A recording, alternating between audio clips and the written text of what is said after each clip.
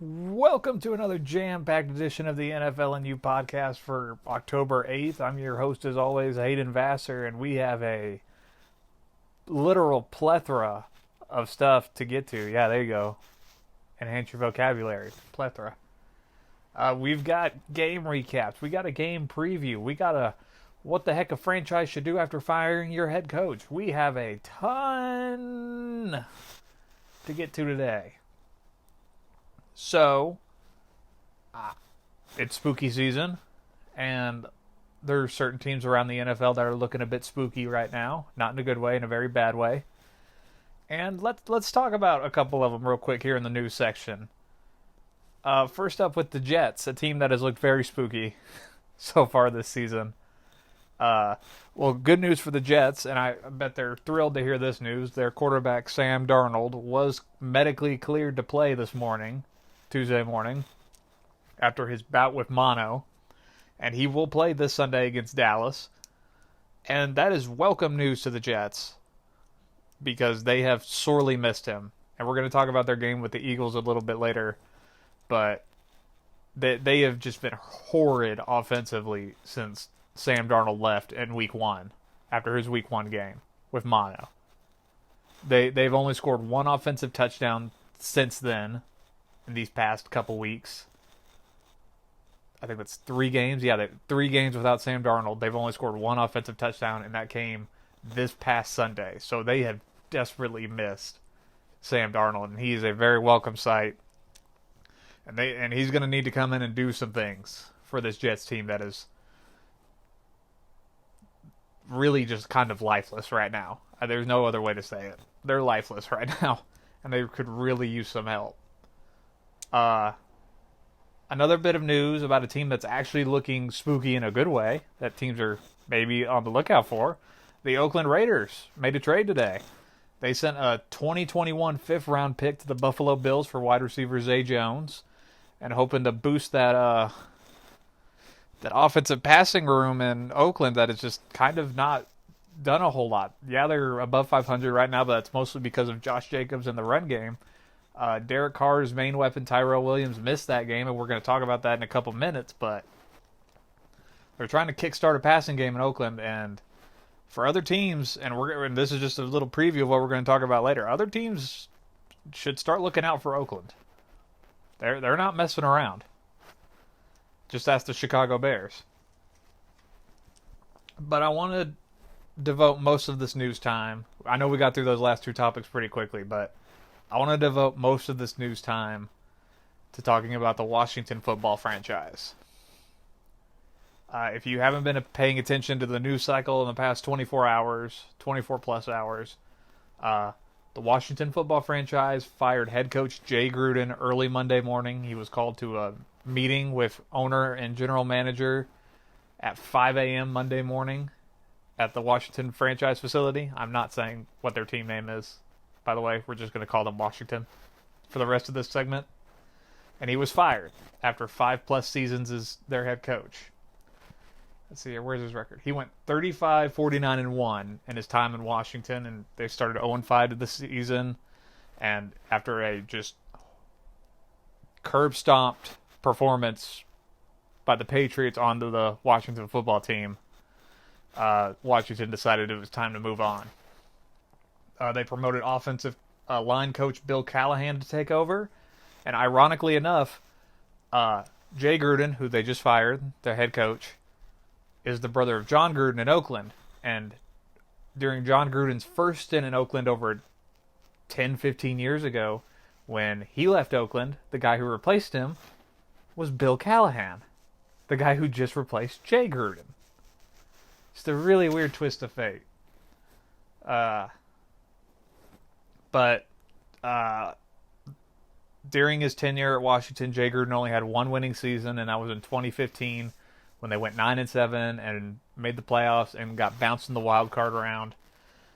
And that was the last time they were competitive, in all honesty. Now, last year, they were like 2 games. They had a 2-game lead in the NFC East before Thanksgiving, and then there were so many injuries on that team that it just took them out of first place. and it became a race between the Cowboys and Eagles last season. But in all honesty, the Washington football franchise has a systemic problem, and it's not just their head coach. This team is fundamentally run horrendously, and they have been for a long period of time. I'm going to throw some numbers at you real quick about Washington, and I want you to tell me what you think. The last time Washington won a playoff game, not made the playoffs, the last time they won a playoff game, January of 2006. So 13 years ago. They haven't won a playoff game since. Do you want to know an even more upsetting number? Since 1999, the Washington football franchise has had 5 winning seasons of football. That means seasons that they were above 500, where they had a record that was better than 8-8. 5 out of the last 20 years. And you know why I say it's the last 20 years? Because the team was purchased by owner Daniel Snyder in 1999. Ever since he's been the owner, the Washington football team has been horrendous. Poorly run, and just a flat-out joke. Washington used to be a great team. Do you remember the Washington teams of the 80s and the early 90s? They were competitive. They were good. People were afraid of them. Nobody is afraid of the Washington team now. Nobody. They're a joke. They're a laughingstock. Sure, once every 4 to 5 years, they'll suddenly catch fire, win 9 games when the rest of the division is on a down year, win the NFC East, and then get bounced in the wild card round. And apparently that's good enough for owner Daniel Snyder, who treats this team like it's a toy and constantly interferes and tries to run it himself. And he just gets glorified yes men to fill the jobs, like General Manager Bruce Allen, who had the insane quote yesterday at the press conference where they announced they were firing Jay Gruden, saying that the culture at Washington is very good, that this team has talent to win right now. The culture is not very good. You're one of the worst teams in the league. And you know what? The only reason you're not the worst is because you're in the same league as the Miami Dolphins, who you play this Sunday, which is probably going to be the worst game any of us have ever seen in our lifetimes. This is more than just Jay Gruden not having a good team. And yeah, he kind of lost the team, and yeah, he was basically being expected to be fired. He knew it was coming. We all knew it was coming. We knew it was coming before the season ever started, that he was going to get fired. They've had, 7, 8 coaches since 1999? That shows a lack of stability over these 20 years. There's no stability. There's nothing there. It's a joke. Dan Snyder will spend money on the wrong guys, hire the wrong coaches, and then overspend on everything. And you know what's insanely sad? This Washington coaching staff a couple years ago, you could argue was one of the best in the league. At one point on the same coaching staff, do you know what guys were on that coaching staff? Kyle Shanahan, who is the head coach of the undefeated San Francisco 49ers right now. Matt LaFleur, the head coach of the one-loss Green Bay Packers. And Sean McVay, the guy who took the Rams to the Super Bowl last year. They've had coaching talent. They just let it all get away from them. And I can promise you that eats their owner and general manager alive. And there have already been reports out by Ian Rappaport that said they're going to look to probably promote a guy from within as their next head coach. I've heard them throw around the idea of their offensive coordinator or maybe their quarterback coach. Heck, I've even heard them say they might make a play for Mike Tomlin, of all people. It's just, nobody's going to want to come to Washington. I'm going to be honest with you. Until Daniel Snyder, the owner, takes a step back and lets let the people in charge of the team actually run it, no coach will come here to Washington to play. I'm speaking as somebody, I'm a Cowboys fan, so I know a thing about an owner being way too involved in the team. The reason why the Cowboys were so horrifically run from about 1995 till about 2013 was because Jerry Jones was making every single decision. And he was doing a horrendous job at it. I know what it's like when an owner is way too involved in a team. And that's what Dan Snyder has been doing to the Washington football team for 20 years.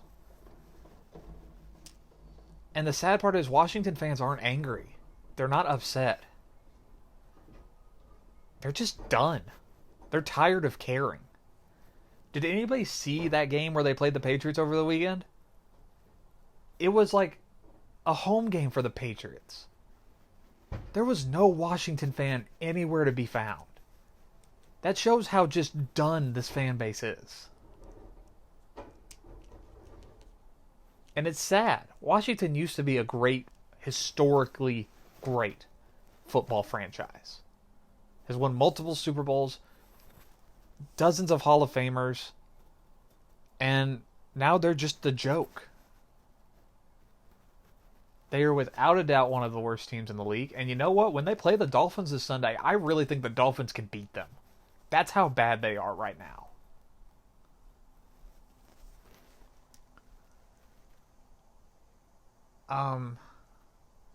But going forward for Washington, they still haven't announced the plan at quarterback, but even though when they fired Jay Gruden, I had a sneaking suspicion they were going to start Dwayne Haskins a bunch.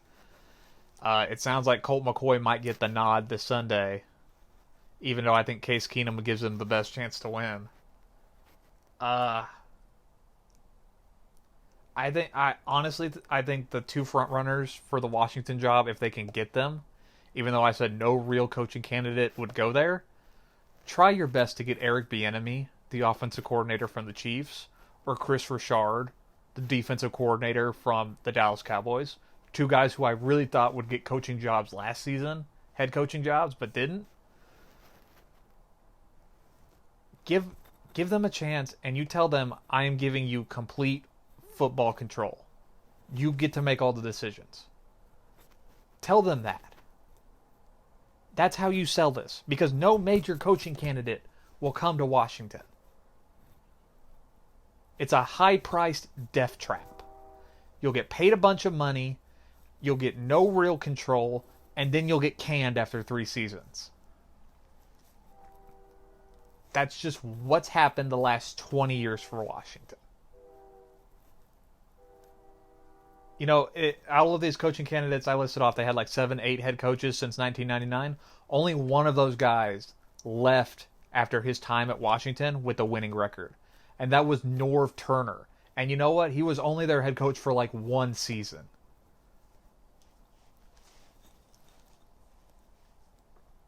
It's just so sad to see such a used to be great franchise just reduced to nothing but the butt of a joke.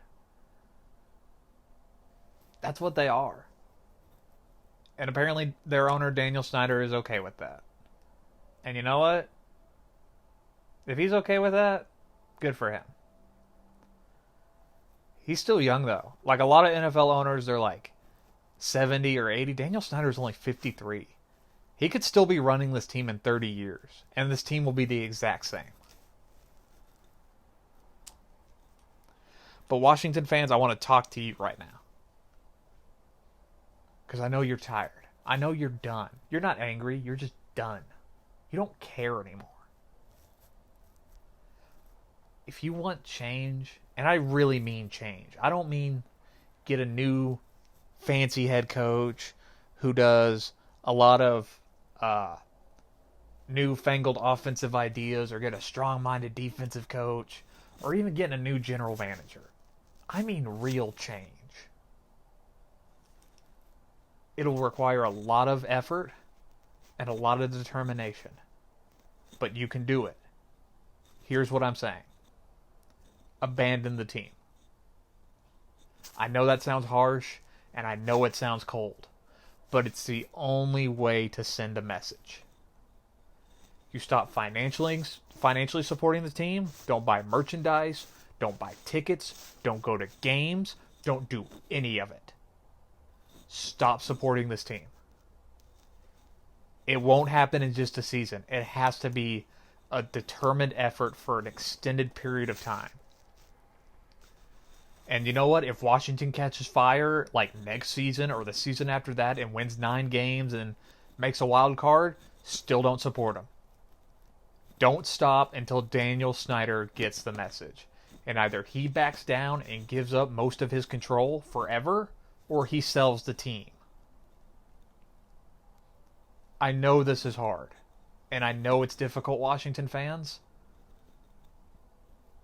But it might be the only way that you get good football back in your city. Consistently good football. It might be the only way. Just don't support them. No jerseys. No tickets. Don't even watch the games at home. Don't even do that. Viewership drop off. Just don't support them at all. And then hopefully maybe Daniel Snyder will get the message that things need to change, that what he has done the last 20 years has crippled, I will use that word, crippled, a once great franchise. And hopefully one day he will get that message. Best of luck to you, Washington football fans. You guys genuinely deserve better than this. All right, moving on from that rant, we're going to get into our recap portion of this podcast and talk about the games that happened over the weekend. Win a combined 9-6 in the picks, still above 500 for the year, so whoop whoop. Yeah, I know, celebration. We're going to start first with the London game. Real shocker in London, to be honest with you guys. Bears and Raiders. Raiders win this one 24-21. Raiders have now won 2 straight, or 3-2 on the year. And Raiders are looking very frisky. Oh my gosh. Chase Daniel, the Bears quarterback, is intercepted by Conley, the Raiders defender, with 1:22 left in the game to ice it. Josh Jacobs had a 2-yard touchdown run a couple minutes earlier to give the Raiders the lead, and that was just too much to overcome for the Bears, who had a ferocious comeback in the second half. It just fell short. And I was really stunned watching this game because in the first half it was all Raiders. The Bears defense just could not get to Derek Carr. They didn't have a single sack on this game. Derek Carr was not touched in this game, believe it or not. Khalil Mack went quiet in this game, didn't post anything in the stat line. And the Raiders' run game was just bowling over the Bears defense. We talked about it on Friday that the Bears run defense was one of the best in the league, and we pondered about how Josh Jacobs would be able to run against them. Well, apparently he can run against them. He had 26 rush attempts for 123 yards and 2 touchdowns, arguably the best game of his young career. It was just domination by the Raiders in the first half. The Raiders jump out to a 17-0 lead at halftime, and I was watching parts of this game on the Red Zone channel, and I was like, oh, what is going on in London? And it wasn't just that the Raiders' defense was getting bullied. The Bears' offense was just non-effective in the first half. Chase Daniel looked absolutely horrid in the first half, threw an interception in the first half, and he had about 44 total yards at halftime. And the lack of running game that the Bears have had, not just in this game, but the entire season, was really not helping out. And like we said on Friday, Chase Daniel didn't have to do anything special in this game. He just had to not blow it. Well, he blew it in this game. He blew it in the first half, and then he blew it in the fourth quarter. Then we get out of halftime, and in the third quarter, it's like a switch flipped. The Raiders go dead, and the Bears just start lighting it up. The Bears score 21 points in the third quarter to take a lead going into the fourth. It's 21-17, and you're thinking, all right, here are the Bears now. Their defense is going to just strangle the life out of the Raiders and to hold on to a win. And in that third quarter, Chase Daniel looked great. He had 2 touchdowns. I think both of them went to Allen Robinson, and he was lighting things up. And you're like, okay, this is what we expected from this game. Bears finally back in front. Now they just have to survive the fourth quarter. Well, the fourth quarter came, and the Raiders did something that absolutely stunned me in the fourth quarter. On that touchdown drive to Josh Jacobs that I mentioned a second ago that they took the lead, it wasn't just a normal touchdown drive. Basically, with the game on the line, the Raiders went on a 13-play, 97-yard drive against this vaunted Bears defense that has shut down everybody in the league. And the Raiders put together a 13-play, 97-yard touchdown drive, cap it off with a Josh Jacobs touchdown run like I mentioned a second ago to give themselves the lead in London late in the game. I was truly stunned watching that. The Raiders showed grit and determination that I just didn't think they have. Then the Bears get the ball back and Chase Daniel airmails a pass downfield that gets picked off for his 2 interceptions on the day. He finished 22 of 30, 231 yards, 2 touchdowns, 2 interceptions, and 4 sacks. Yeah, think about that. The defense that was best in this game was the Raiders. 2 turnovers and 4 sacks, and the Bears defense didn't even touch Derek Carr, who went 25 of 32 for 229 yards. It was just a bad day for Chicago.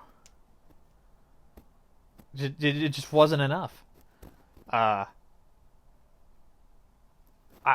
was truly stunned because at first I thought, okay, Chase Daniel's offense just wasn't enough, and it was putting the defense in bad situations. They weren't getting enough rest, and they were just getting punched a bunch in the first half. But then once it got to the fourth quarter, and the Raiders go on that long touchdown drive, I'm telling you, I was truly stunned watching that. And the Raiders are now 3-2. The Bears are also 3-2, but the Raiders are above 500. They're in year 2 of this John Gruden experiment. And results are already starting to show up. Now, I was a massive doubter when they hired John Gruden over a year ago.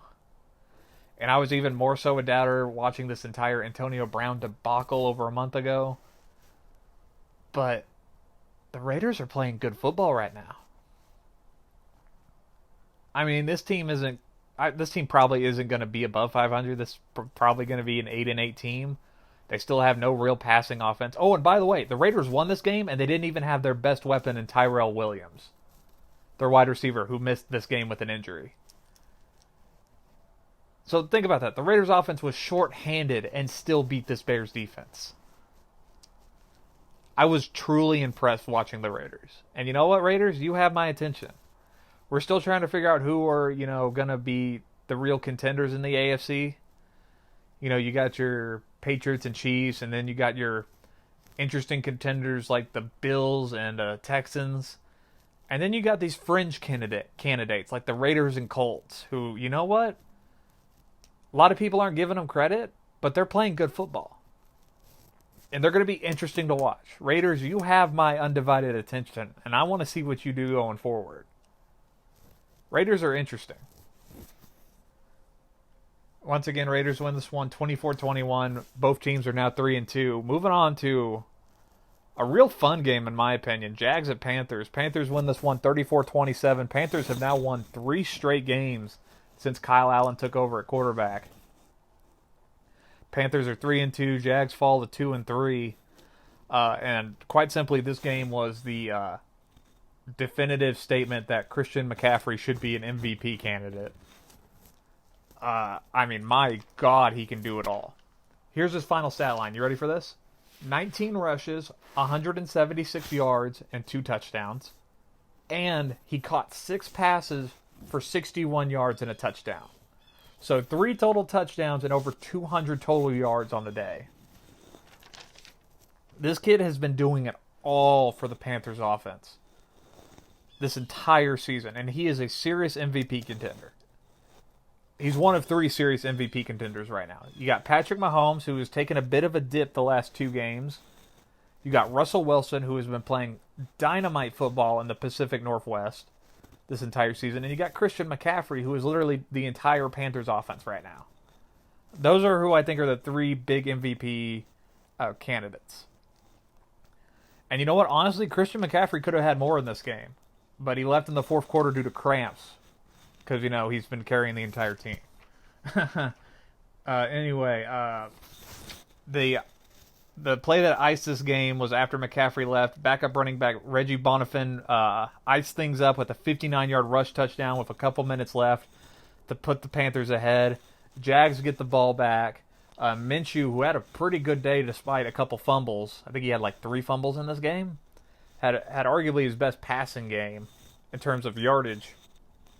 He put the Jags in a position to get close, and a Hail Mary at the end, it just gets knocked away by, I think, Luke Kuechly at the end, and the Panthers' defense holds on.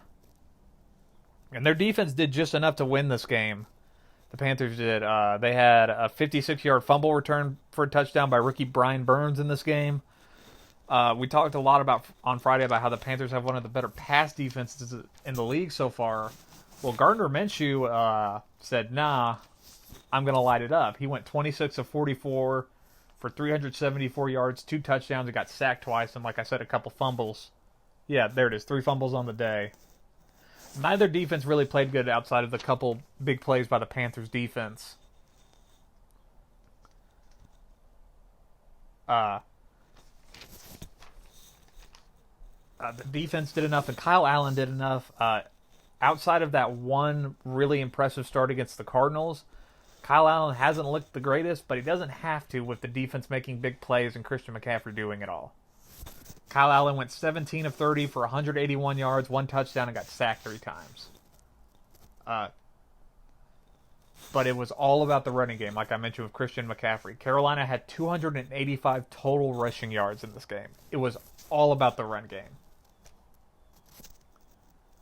I really like this Panthers team. They're very interesting, and Kyle Allen has won his first 4 quarterback starts dating back to last season when he started the Panthers' last regular season game against the Saints. He's won his first 4 quarterback starts. He's the first quarterback to do that since Kurt Warner, which is really impressive in all honesty. And I really like this Panthers team. I do get a bit worried about Christian McCaffrey's workload. I would hope that they implore more backup usage because I just don't want him to get, completely bogged down. Because he's so insanely talented and fun to watch.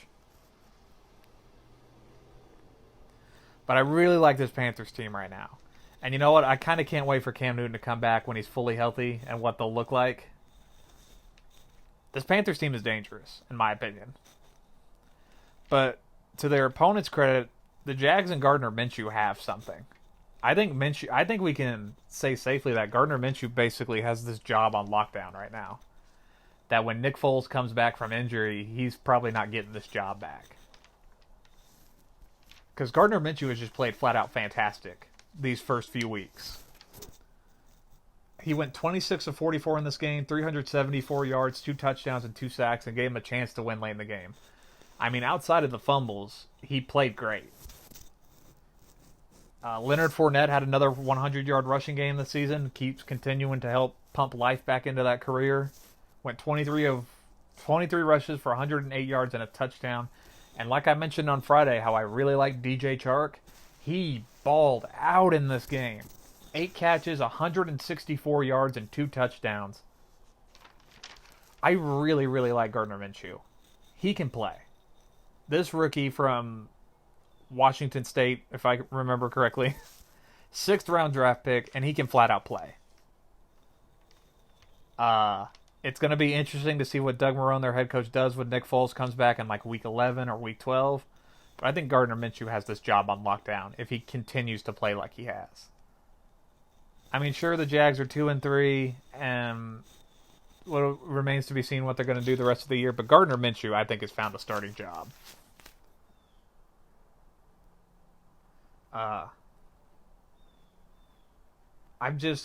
My main concern about Jacksonville right now is their defense. Their defense looked, flippy-floppy the first couple weeks. I mean, they got burnt by Patrick Mahomes, and then week 2 they dominated a Titans team. But since then, they haven't been very impressive, especially since Jalen Ramsey has, not been in the lineup. And he wasn't in this game either. He flew to Houston on Sunday to see a back specialist, and we still don't know if he'll play for the Jags this season again. According to him, his trade demand still stands. But I just don't really believe in the Jaguars' defense, and I think it's going to hold them back. But Gardner Minshew will give them chances to win. I mean, for crying out loud, the Jaguars' defense just couldn't stop one specific play. The Panthers kept running the same exact play over and over and over again, which was an inside zone run. And they just couldn't stop it. They knew it was coming. It had been beating them the entire game. They just could not stop it. It allowed Christian McCaffrey to go off, and then guess what? When the backup came in, Reggie Bonifant came in, they ran the exact same play, and it's what gave them that huge touchdown run. The Jags defense just could not stop anything in this game. I'm really encouraged watching the Panthers play, and I can't wait to see what their offense is going to look like when Cam Newton comes back and is fully healthy. Once again, Carolina wins this one 34-27. Really fun game in the early time slot. Carolina 3-2, Jags 2-3. Moving on to our next one, Bills and Titans. Bills win this one 14-7. Bills improve to 4-1 on the year. Titans fall to 2-3. And Josh Allen, who we talked about Friday, who we didn't know if he was going to play in this game, got medically cleared on Saturday, cleared concussion protocol, and played in this game. And you know what? He did okay. It wasn't the greatest game, but he didn't turn the ball over a bunch.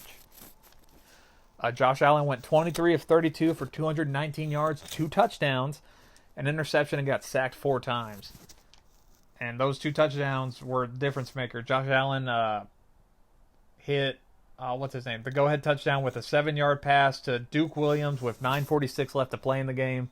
And that was a wrap for the Titans, who just could not get out of their own way offensively in a rain-soaked Tennessee.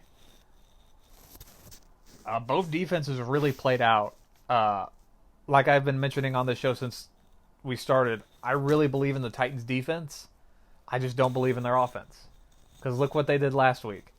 They go to Atlanta and just dismantle a woeless Falcons team, but then they have a Bills team come to their house in Tennessee, and it's rain-soaked, and nobody's really playing well, and they just can't get anything going.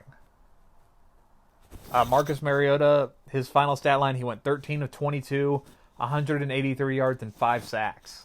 That's his total stat line. Josh Allen and the Bills offense did just enough behind that really great defense, who is arguably one of the best in the league. And that Bills team, they've resounded quite. This was a great bounce back after they got a real gut punch of a loss last week to the Patriots. This was a great bounce back win for them. And you know what? This Bills team has a clear path to 10 wins on this season. They have one of the easier schedules the rest of the way. Here's some of the opponents they play on the rest of their schedule. You ready? Dolphins twice, Jets, Broncos, Steelers, and Washington. The Bills could easily beat all of those teams, win 10 or more games, and basically guarantee a wild card appearance. This defense is legit. Their offense has issues. But you notice I don't hound on the Bills' offense as much because their defense is so great. They like I said, they got 5 sacks in this game, and they held Tennessee to a total 252 yards. This defense is legit in Buffalo, and I cannot say that enough. As long as their offense does just enough, they'll be fine. This offense can score 17 points, and that's fine because this Bills defense can legitimately hold you to 13. They're that good. But on the other hand, you look at the Titans, and it's just another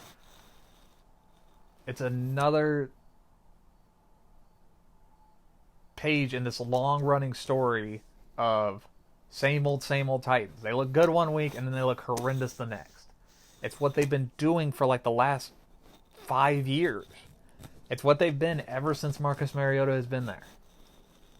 We'll look great one week. We'll throw multiple passing touchdowns. We'll look like world beaters. The next week, we look like we can't even beat a high school junior varsity team. That's just who the Titans are offensively. And a lot of people were willing to jump on their bandwagon after what Mariota and A.J. Brown did in Atlanta last week. But I preached consistency. I said, give them a couple weeks. I want to see them do it for more than 3 weeks. And they couldn't even go 2. It wasn't just their offense that struggled. Their kicking game was horrendous in this one. Cairo Santos, their kicker, missed all 4 of his kicks. Granted, one of them was blocked, but a couple of them he just brutally shanked in this game. He was getting booed, and his performance was so bad that the Titans felt that they had seen enough, and they cut him on Monday. And they flew in, of all people, Cody Parkey to sign with the team. If you don't remember that name, I bet you remember his play. He was the guy that did the double doink in the Chicago-Philadelphia playoff game a year or 2 ago. Yeah, his last season in Chicago, that was last year. Yeah, it was last season. He missed a couple crucial kicks late in games in the regular season, and that had that horrendous miss in the playoffs that cost the Bears a win. So they go from one shaky kicker to another, in my opinion, in Tennessee. It's just same old with the Titans. Like I mentioned on Friday, that division is full of week-to-week teams, and the Titans embody that. The Titans are the ultimate week-to-week team. They looked good last week, look bad this week, probably will look decent next week, and then look horrendous the week after that. It's just who the Titans are. And that's sad because I really feel like their defense is being wasted on that horrendous offense. I mean, the Titans were still in this game. It wasn't like it was, one-sided. They had a chance to go ahead late. Marcus Mariota hit A.J. Brown in the end zone for a touchdown, and you think, all right, here come the Titans. But it gets called back because Marcus Mariota ran past the line of scrimmage before he threw the football. And to be honest with you, it feels like the second or third time we've seen that this season alone with the Titans. Taylor Lewan, their offensive tackle, who we said was coming back from suspension in this game, didn't help things in the 5 sacks that they gave up of Marcus Mariota. And the Titans and Browns are in a dead race to see who can be the worst offensive line in the league. It feels like they're constantly trying to one-up each other of how bad they can be. I really like this Bills defense, and it's what's going to carry them. And I think this Bills team can probably win 10 games. Looking at the rest of their schedule, like I said, they have one of the easiest remaining schedules in the league. But this Titans team, it's just same old with them. It's who they are, and we just all need to accept that. This is what they're going to be. They'll have a game like they had against Atlanta, but then they'll have 2 or 3 games like this where they barely do anything. It's just who they are. Once again, Bills win this one 14-7. Bills improved 4-1. Titans fall 2-3. Moving on to our next one, Cardinals at Bengals. Cardinals get their first win of the season, 26-23 over Bengals. Arizona now 1-3-1 on the year. Cincinnati now 0-5 on the year. First time since 2008. And this was a very weird game. First of all, the stadium was half empty in Cincinnati. Feels like the fans have already given up on the season. And it was a very boring game for most of it, outside of like the last probably 5 minutes of this game. This game was very boring.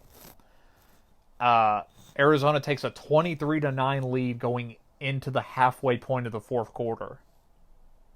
It wasn't even like a one-sided beatdown. It was just the Bengals offense being so inept, and Arizona would get lucky and score a touchdown. That's all this was. Get a touchdown or 2, I should say.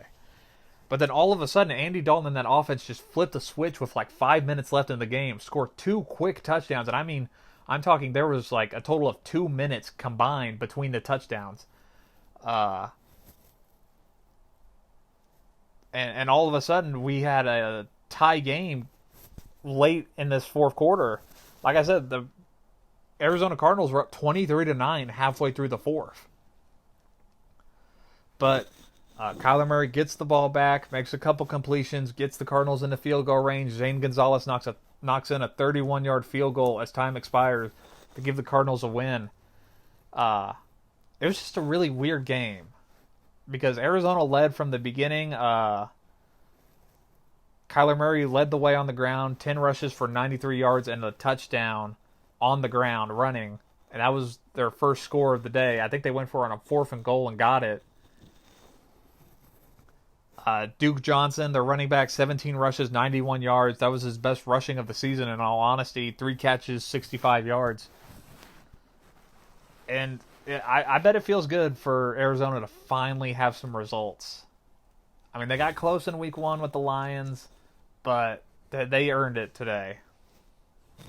That defense almost gave it away, though. Almost.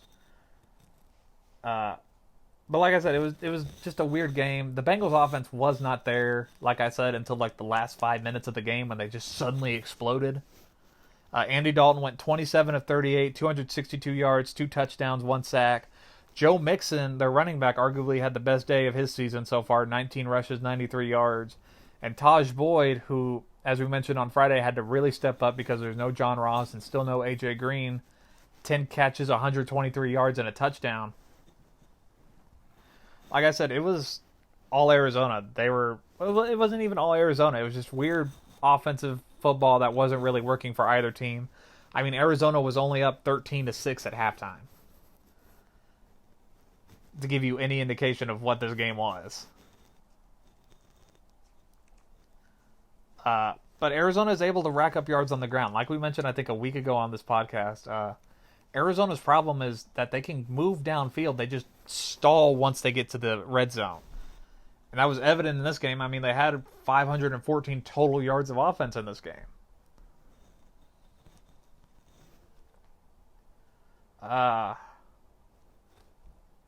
For the Bengals, though, their offense gave them a chance to win. Andy Dalton just suddenly coming to life right at the end of the game with those 2 late touchdowns. And he gave the Bengals a chance. You know, it's a tie game, 23-23 with like 2 minutes left. And their defense just could not get a stop when it absolutely mattered. And Arizona walks out with their first win, and the Bengals are 0-5. And it just feels like the Bengals season is about as dead as a doornail. Fans feel like they've given up. Stadium's half empty. And I feel like the rest of the NFL has given up on the Bengals. They just feel so lifeless right now. Under Zach Taylor's first year of coaching. And yeah, the Bengals season's done. And you know what really sucks? I wonder what goes through the Dolphins' mind right now. They're doing their best to tank and be the worst team in the league. And then you have teams like the Bengals and Washington who are doing this on accident. I wonder what goes through Dolphins' minds right now. I'm genuinely curious. Once again, Cardinals win this one, 26-23. Zona gets their first win. Kyler Murray gets his first win in the NFL. Hopefully he'll get more. But it's going to be a rough year for Arizona fans. Moving on to our next one, Bucks at Saints. Saints win this one, 31-24. Saints improved to 4-1 on the year and have won 3 straight. Buccaneers fall to 2-3 on the season. A real comeback to earth game for Jameis Winston in that offense. But Teddy Bridgewater went off in this game, and that's what won this game. We talked about it on Friday that I felt the key to this game was going to be Alvin Kamara versus the Buccaneers' rush defense that had been very good the first couple weeks. Well, Teddy Bridgewater came in and basically threw it all over the yard. He went 26 of 34, 314 yards, 4 touchdowns, and only 1 pick. Michael Thomas, 11 catches, 182 yards, and 2 touchdowns. Just ran the Buccaneers off the field. And I know the score looks close. It's only a 7-point game, but it felt like it was a much wider gap than that watching this game. The Saints' defense was just dominant in this game. They shut down a white-hot Jameis Winston. They had 6 sacks on the game and held Winston to about 204 passing yards. They just made him uncomfortable and forced him to make bad throws. Jameis Winston went 15 of 27, 204 yards, 2 touchdowns, and like I said, 6 sacks. The Saints' defense is just shutting people down. And they did it to Jameis Winston, who had been white hot coming into this game, and it was a real come back to earth game for Jameis Winston in that offense. Mike Evans didn't even have any yards in this game. He had 3 targets and caught none of them. Saints defense is for real. And I know the stats and the numbers aren't always there when they play. They're for real. They're very much for real. And that team is legit and can still make a Super Bowl run. And guess what? A video surfaced online over the weekend of Drew Brees already back to throwing the football. You can tell he's still working on that thumb because every time he threw a football in the video, he would, start moving the thumb around real weird. He's coming. He'll be back soon. And the Saints have not lost with Teddy Bridgewater as their quarterback. They're 3-0 since Teddy took over. This team is good. Sean Payton is one of the best coaches in the league. And the Saints are on fire right now. There's no other way around it. They're on fire right now. They just dominated a Bucs team that just was really feeling themselves coming into this one. And now the Buccaneers are left scratching their head. I mean, it was just a bad game for the Bucs, in all honesty. I know the score looks close. It wasn't that close. It wasn't. Even Bruce Arians said after the game that he feels that there's players on this team that are just too soft. That's bad when your coach comes out and calls you soft. He wouldn't name anybody specifically. He just spoke in generalities, but still. Chris Godwin had a good game in this one. Bucs wide receiver, 7 catches, 125 yards, and 2 touchdowns. He remains a very consistent weapon in that offense. But it's going to be, the story of the Buccaneers is going to be how Jameis Winston responds from this going forward. Because like I said, he played really great these last 2 weeks. But it's all about consistency with him. Is he going to have another bad week next week? Or is he going to play good? Well, remains to be seen. But we know Teddy's going to play good. He'll do what he's been doing, just keeping them alive. Saints 4-1. They're dangerous. Once again, Saints win this one 31-24, improved to 4-1 on the season. Buccaneers fall to 2-3. And we're moving on to another game about a team just really not in a good place right now. Falcons at Texans. Texans win this one 53-32. Texans now 3-2 on the year. Falcons are 1-4, and the Falcons have lost 3 straight games. And things are not good in Atlanta right now. Deshaun Watson and Will Fuller explode for career days to put up a 50-burger on the Falcons defense. Deshaun Watson went 28 of 33 for 426 yards and 5 touchdowns. That's a day. Not only did Deshaun Watson do that, Will Fuller, 14 catches, 217 yards, and 3 touchdowns. Basically, the Texans went off. But you hear those numbers and you see the score and you think, oh my God, the Texans just must have come out and just started scoring immediately. That wasn't really the case. I mean, at halftime, it was 17-16 Falcons. That was the halftime score. The Falcons were very much in this. But then it gave way to a one-sided mugging in the second half. Atlanta is outscored 37-15 in the second half, and it's just way too much for Matt Ryan and that offense to overcome. Houston has 592 total yards of offense in this game, and this game should be testament to how dangerous the Texans can be. They're making some serious noise that they can be a serious threat, not just in the AFC South, but in the entire AFC. And this goes to show my argument of look what happens when you protect Deshaun Watson. Did not have much pressure, had no sacks in this game, throws for over 400 yards and 5 touchdowns. And I get the Falcons' defense is horrendously bad right now, but I still think it proves my point. That when you protect this young man and you keep him off the ground and he's not getting sacked 6 to 7 times a game, he's going to put up monster numbers. And that wide receiver room is in my opinion, one of the best in the league. DeAndre Hopkins as their number 1 wide receiver. Will Fuller as their number 2, a really great deep threat. Kiki QT, their number 3 guy. Oh, and they also have Kenny Stills, too. And guess what? Darren Fells, their tight end, has really been having a really great year. He got 2 touchdowns in this game. That offense is loaded in Houston right now, and they can put up points with anybody, in my opinion, as long as they protect Deshaun Watson. But enough praise for the Houston Texans. Let's talk about the Falcons. Because they're in a horrendously dark place right now. Nothing is going right for them. Their defense got absolutely shredded in this game. And it's just way too much for Matt Ryan to overcome. Matt Ryan went 32 of 46 for 330 yards, 3 touchdowns, 1 interception, and 2 sacks. He also had 3 rushes for 7 yards and a touchdown. So 4 touchdowns on the day for Matt Ryan. It's just way too much to overcome. And his defense for what feels like the 3rd straight week is just giving up so many big plays. Remember, Dan Quinn is calling this defense. He's calling plays on defense, so there are no excuses anymore. This defense is just horrendous, and it's continuing to just tear apart this team. This team has not been the same since they lost that Super Bowl to the Patriots a couple of years ago.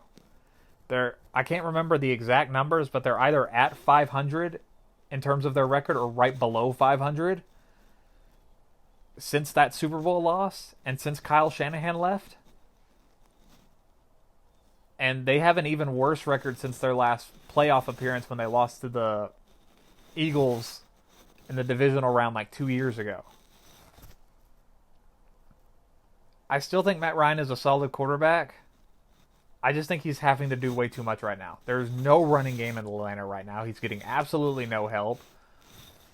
I really like Calvin Ridley and Julio Jones, but it's just not enough. I mean, his defense is just getting gashed horrendously. I mean, they made Marcus Mariota look great last week, for crying out loud. That should tell you something. This Eagles team is, this Falcons team isn't what it used to be. And I seriously think Dan Quinn is on the hot seat in Atlanta. He could be the next coach that gets fired.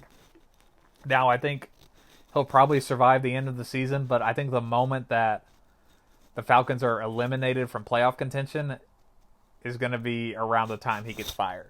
So if they're eliminated by like week 10, I think we could see him fired by then. But if they're still kind of in it by like week 16, he'll still be in charge. But I really think if this team turns in like a 6-10 finish, which it looks like they could be worse than that in all honesty, he's going to get canned. Just really dark times for the Falcons right now. And that's sad because just a couple of years ago, they were literally 20 minutes away from winning a Super Bowl. And that's crazy, in my opinion. Once again, Texans win this one 53-32, and Texans are making some serious noise in the AFC South right now. Shows you how good they can be. Moving on to our next one. Jets at Eagles. Eagles win this one 31-6. Eagles improve to 3-2. Eagles have now won 2 straight. Jets fall to 0-5. And like we mentioned earlier, they're getting Sam Darnold back next week, but in this game it was Luke Falk, and Luke Falk was not good. Luke Falk finished 15 of 26 for 120 yards, threw 2 interceptions, and got sacked 10 times in this game. It was a Philadelphia defensive domination in this one. Like I said, 10 sacks, but they gave up 187 total yards. It was just pure domination by the Philly defense in this game. And like I mentioned a couple weeks ago, when we last saw Luke Falk play, when he played the Patriots, I said he can't play then. I've confirmed my opinion now. This kid cannot play. And that's not his fault. You know, he's a third-string quarterback being thrusted into the starter's job. But I have a serious bone to pick with Adam Gase, because last week we talked about, will Sam Darnold play? We don't know, and we didn't know until like Friday when he was denied medical clearance. That entire week, Luke Falk did not get a single starting rep with the first team. They all went to Sam Darnold, who was seriously doubted in playing that entire week. And I think Adam Gase deserves an insane ton of grief for that. He deserves a lot of blame for that. There was a lot of doubt whether Sam Darnold would play or not, and you don't give Luke Falk a single starting team rep in practice, and it showed in this game. So he's basically being thrown to the wolves. Sorry. because Adam Gase apparently doesn't know how to manage a team. And it is getting insanely hard to defend Adam Gase at this point. He's just made some seriously questionable calls since being in New York in his first year as the Jets. And if this thing continues to go south even after Sam Darnold comes back, there's been some increased chatter these last couple weeks that Adam Gase could be a one-and-done head coach. And I've never been a person that pulls for people to get fired or anything like that unless you're Jason Garrett because you deserve it. Adam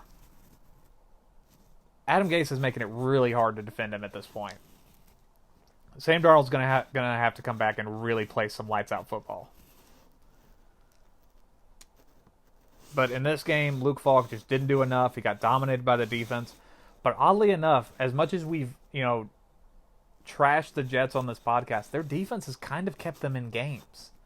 It was throwing off Carson Wentz and the Eagles' offense in this game in the first half.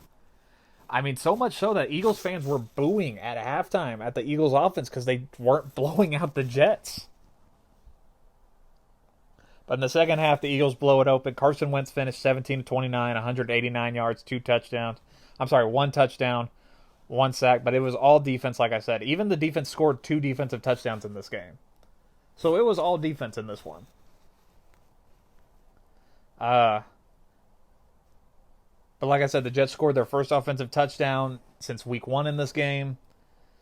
And the Eagles are just right back in the thick of it in the NFC East, especially after the Cowboys loss.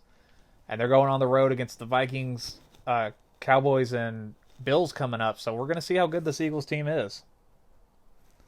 But here's the thing for the Jets. I said this a couple weeks ago after the Luke Falk game against the Patriots. And I mean it even more so now. Luke Falk can't play. And he's going to be your number 2 quarterback the rest of the season because Trevor Siemian suffered that horrific injury in week 2. Sign Colin Kaepernick. Just do it. I don't care what your stance on Colin Kaepernick is politically or any of that. You cannot argue that Luke Falk is a better quarterback than Colin Kaepernick. You can't argue it. After 2 games, I am ready to say Luke Falk can't even be a third-string quarterback. It has been horrendously bad. Just sign Colin Kaepernick. And like I said, Sam Darnold's going to come back next week against Dallas, and it can't come soon enough for the Jets. Once again, Eagles win this one 31-6. Moving on to our next one, Patriots at Washington. We teased this one a little bit earlier. Patriots win this one 33-7. Patriots are still undefeated, 5-0 on the year. Washington falls to 0-5 on the season and fired their head coach. It was a Patriots defensive domination again in this one, and then it became a second half beatdown by the Pats offense. The Patriots defense gave 264 total yards, 2 turnovers, and 6 sacks on the day, and just bullied Case McCoy in this offense. Colt McCoy. Colt McCoy went 18 of 27, 119 yards, 1 interception, 6 sacks, like I said. And Tom Brady went 28 of 42, 348 yards, 3 touchdowns, 1 interception, 4 sacks. Julian Edelman, the Patriots wide receiver, 8 catches, 110 yards, 1 touchdown, I should say. It was a weird game, though, in the first half. The Washington football team pulled out a trick play to Steven Sims, had a 65-yard rushing touchdown, and all of a sudden, Washington's leading in this game. It was the first time the Patriots had trailed all season. And it was 12-7 Patriots at halftime. But then the Patriots just go on a second half run, and Washington gets outscored 21-0 to end the game.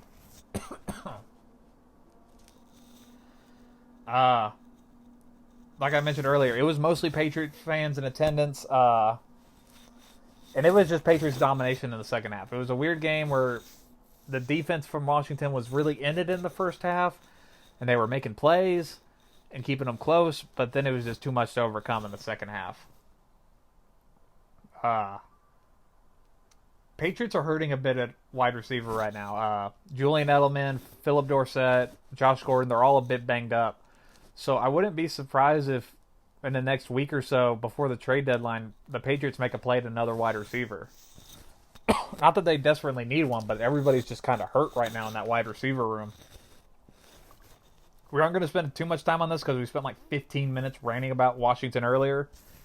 Washington in a dark place, fans abandoned team, get new owner. There you go. And Patriots are still undefeated. We're going to talk about them a bit later when we get to Thursday Night Football. Patriots defense is really great right now. It's like historically great right now. Once again, Patriots win 33-7. Moving on to a bit of a scary scene in this one. Ravens at Steelers. Ravens win this one 26-23. Ravens snap a 2-game losing streak. Ravens improve to 3-2 on the year. Steelers fall to 1-4. Juju Smith-Schuster had a fumble in overtime. This game went to overtime, by the way. Fumble in overtime set up a 46-yard game-winning field goal by Justin Tucker to win the game for the Ravens. But before we really dive into this game, I want to take a minute to talk about what happened to Mason Rudolph in this one, the Steelers quarterback. So in the second half, Mason Rudolph scrambles from the pocket and gets hit by Earl Thomas. If you haven't seen the hit, I would advise you not looking at it because it's pretty scary. Earl Thomas goes high on Mason Rudolph, and Earl Thomas's helmet basically hits Mason Rudolph directly in the chin. Knocks him out and gives him a concussion. Mason Rudolph then goes limp in the air. He's limp in the air. Hits the ground and his head bounces on the turf. And it was truly scary watching it happen. I really thought something truly heinous had happened to this young man. I don't think Earl Thomas was being a dirty player. I know he was just trying to make a play, and I know Earl Thomas isn't a dirty player. But it was scary watching it. Because Mason Rudolph went down and was limp on the field for a very long time. His teammates were there. Juju Smith-Schuster was crying. It was scary. And you hear these people that are constantly complaining about these rules that these refs are implementing about quarterbacks and saying these quarterbacks aren't even allowed to be touched anymore. They're implementing these rules because of hits like this. Because of situations like this. I mean, my God, I thought something truly awful had just happened to this young man. And thankfully, it's just a concussion and he just needs to get some rest right now. And it's not something truly life-altering like I was worried was going to happen. Because I'm telling you, the moment he got hit, his body went absolutely limp. And it was truly haunting just watching him fall to the ground and his head bounce off the turf. It was haunting to watch and truly disturbing. Nobody wants to see that. That should not happen to any player in the entire league. No matter what your opinion of them is. And thankfully, it sounds like he's going to be okay. There's no timetable for his return. He just needs to get some rest. But they make these rules to protect these players because of hits like this. So nobody gets hurt like this. Always remember that. When you hear somebody complaining about quarterbacks aren't allowed to be touched anymore or hit, remember this play. And remember what it looked like when Mason Rudolph went limp in the air. Remember that. That's all I'm saying. Because the rest of the game is secondary beyond if he's going to be okay or not, in all honesty. So Mason gets hurt, leaves in the third quarter, and then in comes undrafted rookie quarterback Delvin Hodges from Samford University to replace him. And it goes to overtime, and like I mentioned, Juju Smith-Schuster fumbles the ball and sets up the Ravens' game-winning field goal. Neither offense played good in this game. Lamar Jackson, the Ravens quarterback, went 19 of 26, 161 yards, a touchdown, 3 interceptions, and all of them were really bad-looking interceptions, and 5 sacks. It was just a bad offensive day for both teams. Total yardage in this one, Pittsburgh had 277 total yards, and the Ravens had 269. It was a bad day. But time of possession was wildly in favor of the Ravens. The Ravens had 39 minutes of possession in this game, and the Steelers had 25 minutes and 34 seconds. There were 5 total turnovers in this one. It's just a really sloppy, ugly game. But I'm willing to buy into the Steelers' defense. I think their defense is good. Their offense is just nowhere to be found this entire season. But I have a serious question for Mike Tomlin. Because they go to overtime, and the Steelers win the coin toss. So they get to choose whether they're receiving the ball to start overtime or kicking it and going on defense. And like we mentioned a couple weeks ago on this podcast, a team that receives the ball is usually almost universally guaranteed to win the game. And Tomlin chooses to kick it. He chooses to go on defense, which was really odd. And I want to know why he chose that. Even though his plan almost worked. The Ravens' offense goes nowhere, and they punt the ball, but Juju fumbles, and the Ravens win. So I'm just curious that maybe if Tomlin had chose to receive it, maybe things would have turned out differently. Hindsight's always 50-50, though. Once again, Ravens win this one 26-23, and we hope the best that Mason Rudolph gets healthy and he's going to be okay. Moving on to our last of the late games. Early games. Vikings at Giants. Vikings win this one 28-10. Vikings improve to 3-2. Giants fall to 2-3. This snaps a 2-game winning streak for the Giants. But to be honest, this was a Giants victory from the word go. The Vikings, not the Giants victory, a Vikings victory. Vikings pass game finally arrives this season, and it opened everything up in this game. Kirk Cousins had over 100 passing yards in the first quarter alone. He finished 22 of 27, 306 yards, 2 touchdowns on the day, and got sacked 3 times.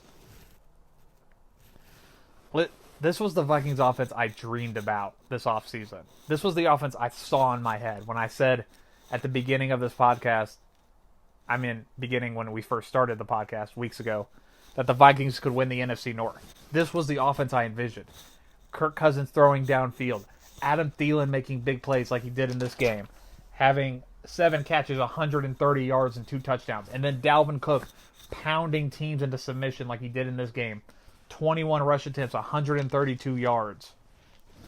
This was the offense I've been dying to see from the Vikings. They weren't one-dimensional in this game. Finally. There was 490 total offensive yards by the Vikings, and it was a balanced attack. They had 279 of those yards being passing, and 211 were rushing. So Mike Zimmer can be kind of happy. But this was a game that the Vikings really needed.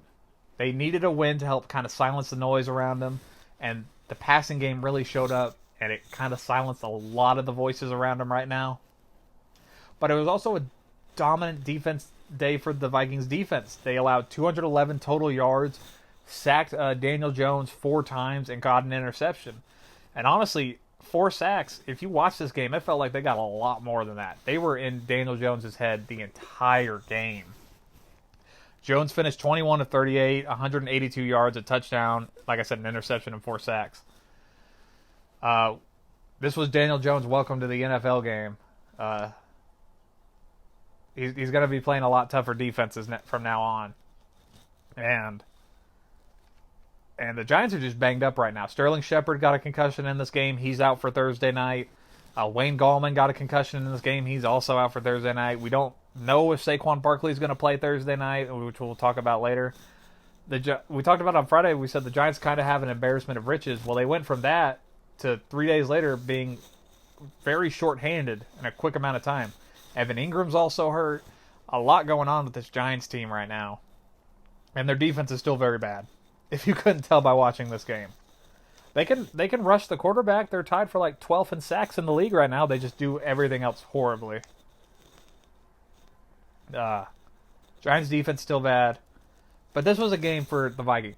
What did I tell you? Throw the ball more and everything will open up. And guess what? They threw the ball more and everything opened up. It's crazy. Don't be one-dimensional and teams can't tee off on you. It's crazy how that works. This was a real big win for the Vikings. this was the team I always envisioned when I said they could win the NFC North. This was the most complete game they've played the entire season. This was their best game. And we'll have to wait and see if they can continue to keep it up. But once again, Vikings win this one 28-10. Vikings 3-2, Giants 2-3 on the year. And we're moving to one of the two late games on Sunday. Packers at Cowboys. Packers win this one 34-24. Cowboys have now lost 2 straight games. Packers are 4-1 on the season. And Cowboys are 3-2. Aaron Rodgers and Aaron Jones, the two Aarons, combined for a dominant win in Dallas. Aaron Jones, their running back, went 19 rushes, 107 yards, and 4 touchdowns. Rodgers didn't have, the greatest statistical day, but he said after this game that he felt this was his best game he played all year. That he was making some great throws. And if you were watching this game, he was making some great throws. He looked like the Aaron Rodgers of like 3 or 4 years ago. Rodgers went 22 of 34 for 238 yards. That was his whole stat line. He got sacked twice. But like I said, he didn't have the greatest statistical day, but he said it was his best game. And I believe it if you watched it. This game was a one-sided beatdown for the vast majority of it. The Packers jump out to a 31-3 lead. Their defense is dominating Dallas. Dak Prescott's making bad reads, threw 3 interceptions in this game. And remember, we talked about it on Friday. The Cowboys left tackle Tyron Smith wouldn't play in this game, so they started backup Cameron Fleming. Well, the Cowboys coaching staff thought Cameron Fleming could apparently handle things on his own. I don't know why. They know the Packers defensive line with Zadarius Smith and others are good, but they refused to help him the entire game. It was insane watching this breakdown in coaching that happens all too often under Jason Garrett happen again. So Packers are up 31-3. It's looking all good for the Packers, and it's looking, oh God, the Dallas Cowboys are a pretender like we thought they were, which they are. But the Packers took their foot off the gas in the second half, and then here come the Cowboys starting to creep back into this thing. And they score a bunch of points in the second half. But the rally is just too little too late for Dallas. They scored 21 points in the second half, and Brett Maher missed a kick late in the fourth quarter that would have cut it to 7 points. And that was the final death nail for Dallas. That was just that's it. Like I said, too little too late. This Packers defense, Packers team in general, they didn't finish the game. They really took their foot off the gas, and that's what allowed Dallas to come back into it and almost make a comeback, but it was just too little too late for Dallas. But I want to speak to Cowboys fans right now because I'm also one of them. This is what the team has been this last decade. I ranted a little bit last week after the Saints loss. I'm going to rant again right now. Jason Garrett is holding this team back. It was inexcusable that he gave Cameron Fleming, their backup left tackle, no help. He did the exact same thing when they played in Atlanta 2 years ago when Tyron Smith was out and Dak Prescott got sacked by Adrian Claiborne 6 times in a game. It's the little things that Jason Garrett just can't figure out. And it holds his team back. They are constantly underperforming. They came out flat, incredibly flat in this game. And they will always be a team that can beat up on the lesser opponents, but never beat the big ones. They can't beat the Packers and Aaron Rodgers. They just can't. They've won, 1 out of the last 8 times they played them? They can't beat Aaron Rodgers. And they can't beat the other high-ranking teams in the NFC. They didn't beat the Saints. They probably couldn't beat the Seahawks. They probably couldn't beat the Panthers. I can go on and probably name 5 to 6 more teams that they can't beat. They're probably going to heavily struggle against the Eagles, and that's just who the Cowboys are. The Cowboys are not a real contender. These last 2 games should be proof of that. The Cowboys are a pretender. They're a nice B-plus team. That if they get lucky and get a couple bounces their way, they'll win. But when things go south and adversity shows its ugly head, The Cowboys will roll into a ball and take a beating. It's who they've been the entire time Jason Garrett has been their coach.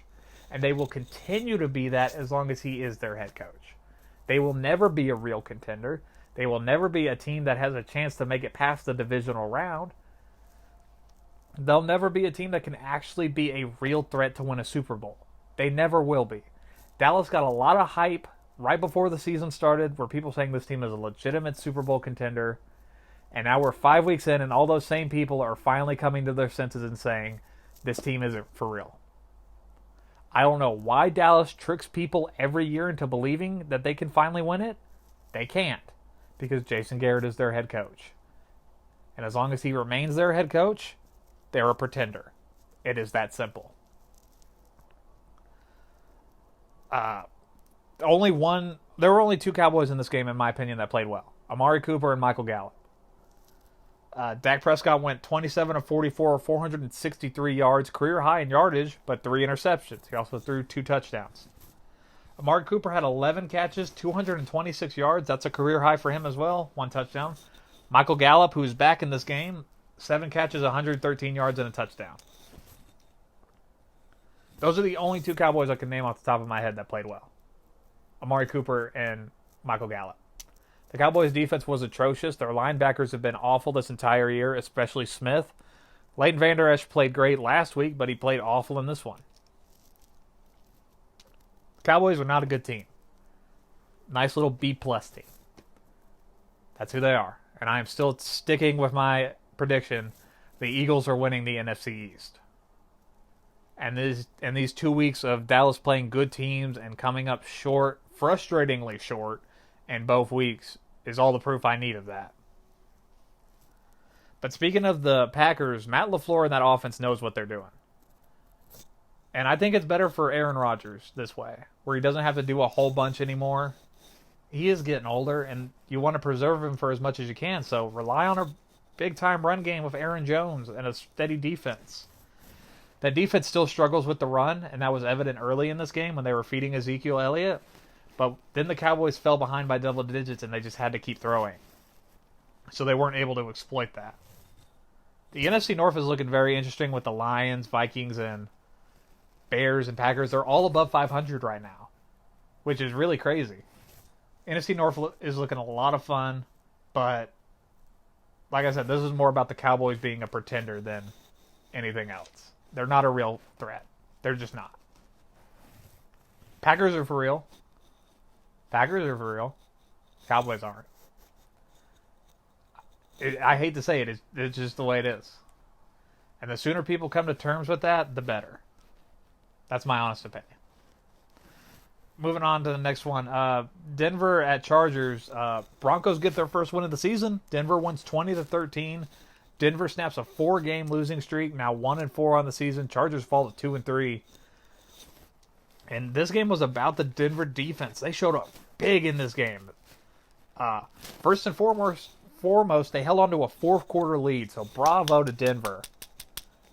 Really was questioning whether they could do that because they hadn't shown they were able to do that all season. Held a very potent Chargers offense to 246 total yards, forced 3 turnovers, and make Phillip Rivers look silly. Phillip Rivers went 32 of 48 for 211 yards, 2 picks in this game. And that defense just held on for dear life towards the end. Broncos defense were able to flummox Phillip Rivers in LA, and they shut down the run game, which was key in this one. They held Austin Eckler and Melvin Gordon to, I think it was under 100 rushing yards combined, which is really great for the Denver defense. And the Denver offense did just enough. It was 17 nothing at half. And Flacco and this offense did just enough. Flacco didn't have the greatest day. It was 14 of 20 for 182 yards, a touchdown, 1 interception, 3 sacks. But it was all about Phillip Lindsay in the run game. Phillip Lindsay went 15 rushes, 114 yards, and a touchdown. The second-year running back who went undrafted. Remember that. Really proving a lot of people wrong. But it was kind of, this game, even though the Broncos won it, it was like all the games that they've lost so far. Just like the Jacksonville game a week ago. They jump out to this big halftime lead, and then they almost blow it in the second half. Like I mentioned, the Broncos were up 17-0 at the half, but then they got outscored 13-3 in the second half. They almost blew it again, but they were able to hang on for dear life, and Vic Fangio gets his first win as a head coach, and people are suddenly feeling a little bit better in Denver right now, avoiding the worst start in franchise history if they had gone 0-5. Like I said, the Broncos offense did just enough, and the Broncos defense is able to finally make an appearance this year and shut things down. But the Chargers just couldn't get anything going in this game. Like I said, no run game. Rivers had a bad game. It was just a bad day at the office for the entire Chargers offense, who had been putting up yards, in every game this season. They just couldn't get it done today. And Denver finally got their first win. Which is really impressive for them because they desperately needed it. Not a lot to really say about these two late games. They were kind of clunkers, in all honesty. But Denver gets their first win. Good for them. We're going to praise you when you do good, Denver. I've been beating you up these last couple weeks because you've been doing bad, but you did good in this one, Denver. You get some praise. Good for you. Like I said, Broncos win this one 20-13, improved to 1-4. Chargers fall to 2-3. And by the way, I am ready to jump off the Chargers bandwagon. I've been on their hype train since like week 13 of last season. I'm ready to disembark now. They've played uninspired football these last couple weeks, in all honesty. I'm ready to disembark.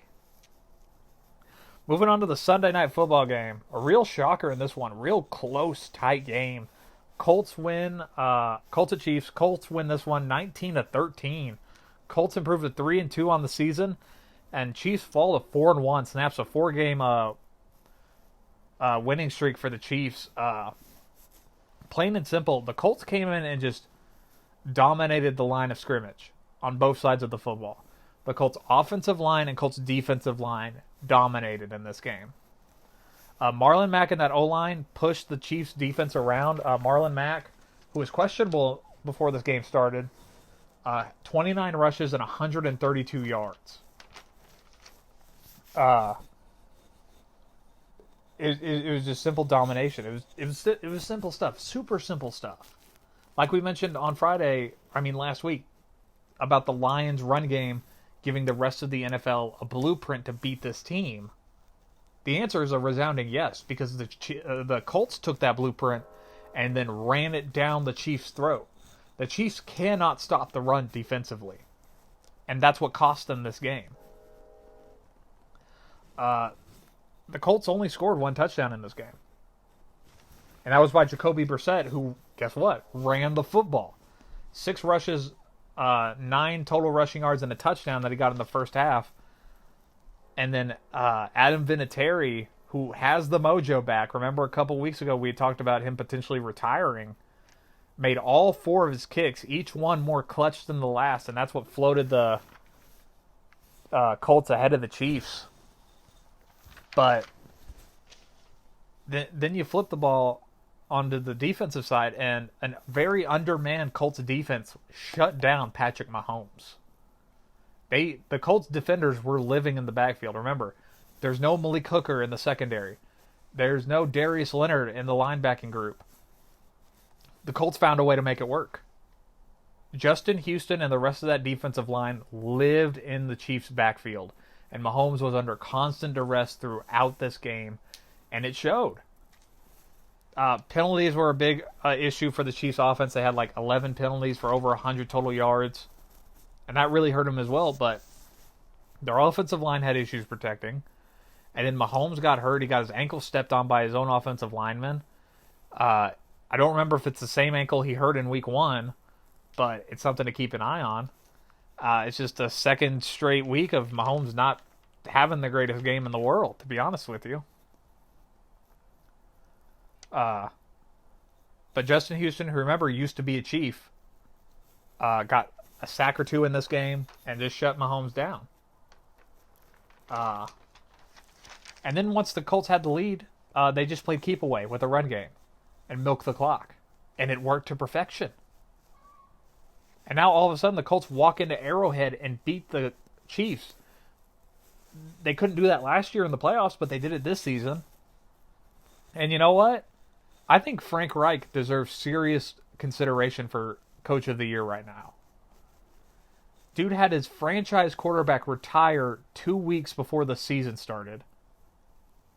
Has had a ton of injuries throughout the entire team and still found a way to beat one of the best teams in the NFL on the road. The Colts are not getting enough love right now, and they deserve an insane amount of credit for what they did in this game. The Colts were the only people that believed that they could win this game. I didn't think they'd beat the Chiefs, and I know most of America thought they couldn't beat the Chiefs. But they did. They out-physicaled the Chiefs. They got right in their face and told them to beat them, and then they couldn't. I was truly stunned watching this game. I was a big Colts believer. I just didn't think they could win this game, but they did. The injuries are going to hold this team back. Even late in this game, they had a defensive end, I'm forgetting his name, basically break his ankle. He's out for the year. It feels like every single game the Colts lose another starting player. Injuries are going to hamper this team, but I feel like the Colts can seriously compete for the AFC South. I know I really hyped up the Texans earlier, but I feel like it might be a two-horse race in that AFC South with the Colts and Texans. I'm a firm believer in the Colts right now. They showed you they can compete with anybody this past Sunday night. There is no, other than the injuries, there is no reason to doubt this team. Frank Reich is a damn good coach and one of the best in the league. And the way that they went in there and beat this team, severely undermanned. T.Y. Hilton was still hurt. Marlon Mack probably wasn't 100%. And that defense was missing starters across the board. They went in there and beat the Chiefs. That cannot be understated enough. Quentin Nelson and that entire offensive line deserve an insane amount of props, and so does Justin Houston and the rest of that defensive line, because they are what won the game. I know the offensive line doesn't always get a lot of love around the league, but they deserve a ton of credit. And people should be afraid of the Colts, because they showed that they can hang with anybody in this game. Mahomes, by the way, Mahomes finished 22 of 39, 321 yards, 1 touchdown, 4 sacks. Like I said, it wasn't the greatest game in the world because they only put up 13 points. Brian Pringle was the newest Chiefs wide receiver to step up. 6 catches, 103 yards, and a touchdown. Sammy Watkins, the Chiefs wide receiver, left early in this game due to an injury. And to be honest, it feels like same old story with him. One great game early in the year, then a couple games of not being there.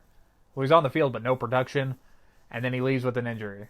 Feels like the Sammy Watkins story we've been getting for like the last 5-6 years. But once again, Colts win this one, 19-13. Colts 3-2. Chiefs now 4-1. Moving on to our last game, another bit of a dud. Browns at 49ers. 49ers win this one, 31-3 on Monday Night Football last night. 49ers are the only undefeated team left in the NFC. They are 4-0 for the first time since 1990, since Joe Montana and Jerry Rice were playing there. Not Joe Montana, Steve Young. Oh God, wow, I feel bad now. Browns fall at 2-3. Oh, Browns are back in a dark place suddenly again. The 49ers defense and run game flat out dominated in this one, and it was 49ers from the word go. Browns get the football to start the game. Drive really goes nowhere. They punt the ball to the 49ers. And from the 49ers' first offensive play, Matt Breida rips off a 83-yard touchdown run. Next Gen Stats said he reached 22.3 miles per hour on the run. And I almost called it Candlestick Park. Oh, they're not Candlestick anymore. Levi Stadium in San Francisco is going absolutely nuts. It's the loudest that stadium's been in probably 5-6 years since Jim Harbaugh was their coach. Is it Jim or John? I always get them mixed up. The one at Michigan, that Harbaugh. So 49ers are up 7-0 early. Give the ball back to the Browns. Browns' offensive line continues to remain a problem. Baker takes a snap. Nick Bosa comes screaming off the edge and almost hits Baker, but Baker lets it go downfield. Just underthrows the ball, basically, and it gets picked off by Richard Sherman. And that was just a precursor of the rest of the game to come for the Browns, who get dominated by rushing and defense. 49ers run game is legit. They had 275 rushing yards in this game, the most they've had in a game since 2014. That's how they're going to beat you, defense and run game. They have a true workhorse stable of backs. They got Matt Breida. They got Tevin Coleman. They got like 4 different running backs that they're just going to throw in at any given point. And Kyle Shanahan is finally proving that he is a good coach, and they just needed some talent. Like I truly thought was the problem. And they proved in this game. And this defense, especially on the defensive line, who has just, had first-round pick after first-round pick been poured into it these last couple of years. Flat out dominant in this game. 4 sacks, gave up less than 200 total yards in this game, and forced 4 turnovers in this one. Nick Bosa on the 49ers defensive line is scary good. He hasn't been healthy these first couple weeks, but he said he was 100% healthy in this game. And it showed. He lived in the backfield. Had 2 sacks, a forced fumble, a fumble recovery, a couple tackles for loss. He lived in Baker Mayfield's head in this game. And by the way, that flag plant by Nick Bosa right before halftime was pretty funny. I loved it when Baker Mayfield planted the flag in Columbus, Ohio against Nick Bosa's college team. And I loved it when Nick Bosa planted an imaginary flag after hitting Baker Mayfield on a play. Turnabout's fair play, and I loved it. But it was just 49er domination the entire game. Time of possession, 49ers had 37 minutes and 43 seconds. Browns had 22 minutes and 17 seconds. After the Matt Breida touchdown, the Browns basically went limp. I said on Friday the Browns didn't have to win this game. Their offense just had to show some consistency and be watchable. They were not watchable in this game. Baker Mayfield went 8 of 22 for 100 total yards. 2 interceptions and 4 sacks. This is the first game in his 18-game pro career where he did not throw a touchdown. And it was just hard to watch. I honestly turned this game off, I think, probably after halftime. Because I could tell how it was ending. The Browns were just out of sync the entire night. Nobody was really working. Their red zone struggles are continuing. And hey, maybe it's not the best idea that you're targeting Antonio Callaway, who is just coming back from suspension in the red zone. Because they had like 2 red zone drives and they got like 3 points out of them. The red zone struggles are continuing, and it's not... People are so quick to blame the entire thing on Baker Mayfield. And no, he is not playing good right now. But that offensive line is giving him 0 help. In fact, they're giving him negative help with how bad they've been.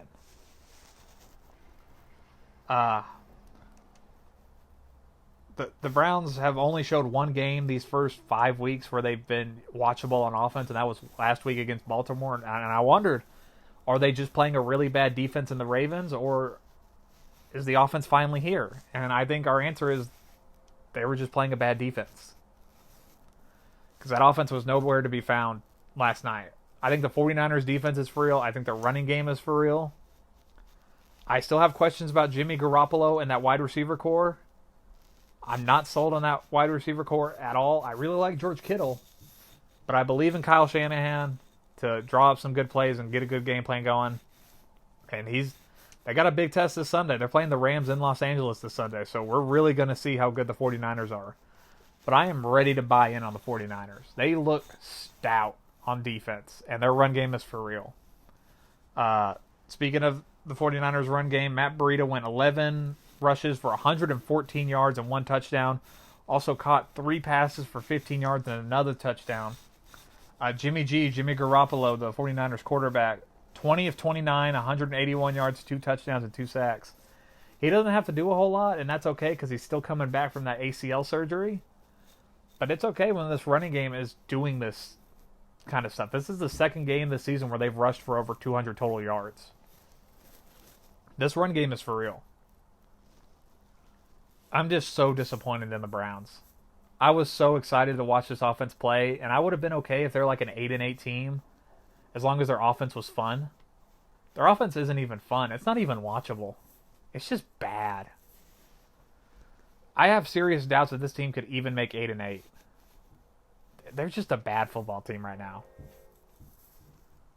And there's a lot wrong. I think Freddie Kitchens has not been that good of a head coach. I think Baker Mayfield's making bad decisions. I think that offensive line is getting neck and neck with the Titans to be the worst in the league. It's just bad. Maybe this was just supposed to be a good on paper team and just be bad in real life. Maybe that's what it is. I don't know. I just know it's bad. But hey, kudos to the 49ers. You're for real, and I'm ready to buy in. You know the 49ers are the only defense in the league that has not allowed a rushing touchdown so far? I think they're for real. Now, I don't mean that they're going to win 12 games or anything. I just think they're going to make the NFC West, which in my opinion is the best division in football so far, very interesting because they got the 4-1 Seahawks, they got the undefeated 49ers, and then they got the 2-win Rams who are going to make some noise. Oh, and then you got the experimental stuff in the desert with the Cardinals. I just think the 49ers are going to be fun to watch. And that's a big step up because the last couple of years they've been, 5-win, 3-win, 4-win these last couple of years since they fired Harbaugh. 49ers are fun. That's fun. Once again, 49ers won this one 31-3. 49ers still undefeated, 4-0 for the first time since 1990. By the way, the 49ers are 4-0 for the third time in franchise history. The other two times they went 4-0, they ended up at bare minimum in the NFC Championship game. Keep that in mind. Just keep an eye on them. 49ers 4-0, Browns 2-3. So that's it for our recap portion and all the news. We're going to quickly get to the Thursday Night Football preview piece. We talked a little bit about both teams earlier. Kind of scamped over them because their games were both duds, in my opinion. This Thursday night, we got Giants at Patriots. And we'll see how this one goes. Giants are hurt right now. Sterling Shepard has been officially ruled out. Wayne Gallman, their backup running back, has been officially ruled out. Saquon Barkley has been participating in practice. We don't know if he's going to play. I don't think he should. Maybe preserve your all-star running back. Don't rush him back because you want to be competitive against the best defense in the league. I'm just saying, let Saquon heal for just a little bit longer. That's what I'm saying. It hasn't even been, 2 weeks since he had the high ankle sprain for the diagnosis being 4 to 6 weeks where he'll be out. It hasn't even been 3 weeks. Give the man time to heal. Don't rush him back and hurt him even more. But turning to the quarterback for the Giants, they're going to be undermanned, but can Daniel Jones be a Patriot slayer?